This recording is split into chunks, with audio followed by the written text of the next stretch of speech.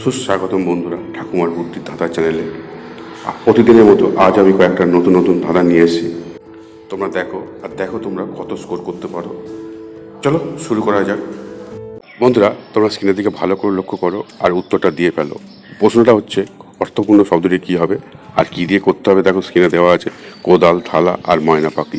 এখান থেকে একটা করে অক্ষর নিয়ে সেই অর্থপূর্ণ শব্দটি তোমরা অনুমান করে ফেলো। আর যদি তোমরা অনুমান ইতিমধ্যেই করে থাকো তাহলে ফটাফট আমাদেরকে জানিয়ে দাও ভিডিওতে কমেন্ট করে।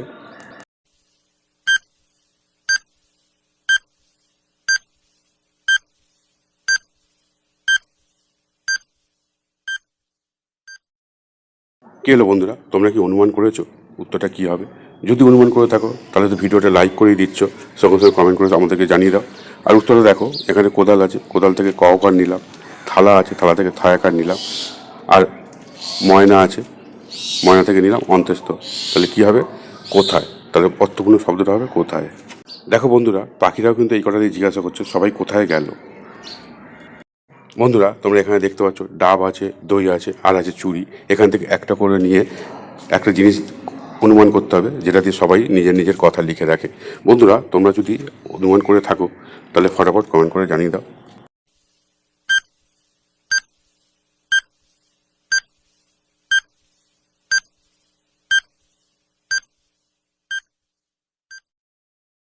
কি বন্ধুরা, তোমরা কি অনুমান করতে পারলে জিনিসটা কি হবে? যদি অনুমান করে থাকো তাহলে চ্যানেলটা সাবস্ক্রাইব করে দাও।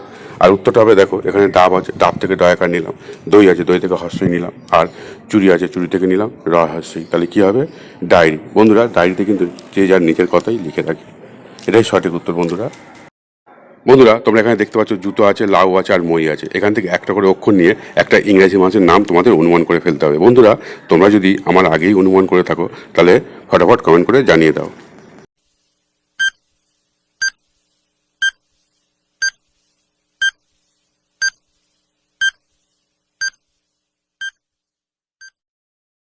কি বন্ধুরা, তোমরা কি ইংরেজি মাসের নামটা অনুমান করে ফেলেছো? যদি অনুমান করে থাকো তাহলে ভিডিওটা লাইক করে দাও।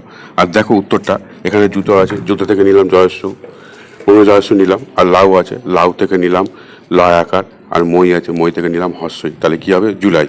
বন্ধুরা ইংরাজি মাসের নামটি হবে জুলাই মাস। এটাই সঠিক উত্তর বন্ধুরা। বন্ধুরা এবার আমাদের একটা প্রাণীর নাম অনুমান করতে হবে। কী দিয়ে অনুমান করব? দেখো এখানে বালা আছে, আগুন আছে আর আঙুর আছে। বন্ধুরা তোমরা যদি আমার আগে অনুমান করে থাকো তাহলে ফটাফট কমেন্ট করে সবাইকে জানিয়ে দাও।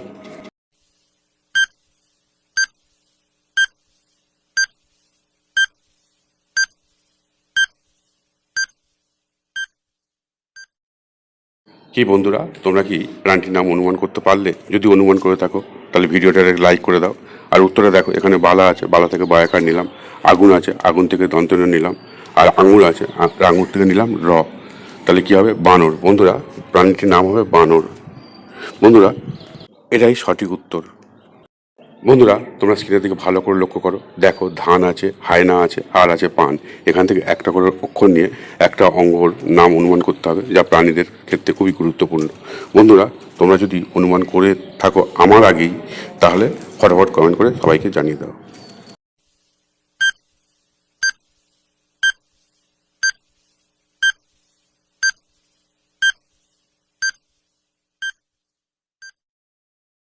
কি বন্ধুরা, তোমাদের কি অনুমান করা হলো এবং সেটা আমার আগেই? তাহলে একটা ভিডিওটা লাইক করে দাও। আর উত্তরটা দেখো, মিলিয়ে নাও। এখানে ধান থেকে কি নিলাম? দন্তন্য। আর হায়না আছে, হায়না থেকে নিলাম অন্তস্থ। আর পান আছে, পান থেকে নিলাম দন্তন্য। তাহলে কি হবে? নয়ন। বন্ধুরা নয়ন কথার আরেকটা অর্থ হচ্ছে চোখ, যা প্রাণীদের খুবই গুরুত্বপূর্ণ অঙ্গ।